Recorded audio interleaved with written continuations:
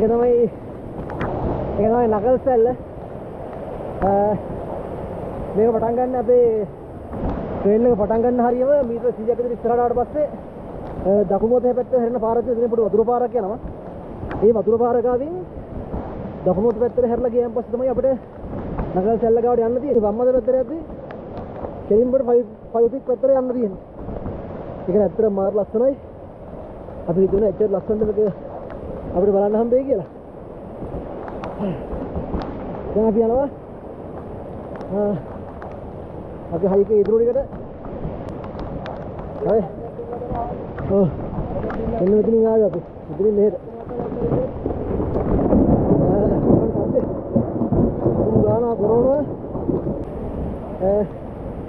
ගමන අමාරුයි අමාරුනට ඇත්තටම අපිට මේ ඒක මාර එක්ස්පීරියන්ස් එකක් අපිට ගන්න පුළුවන් මොකද අපි 3-4 පාරක් නැකොස් ගියාට මේ වගේ ලස්සන මේ වගේ පොට්ට ලස්සන දවසවල අපි යන්න බලාපොරොත්තු වෙමින් හිටියේ අතරම පෙරවලේ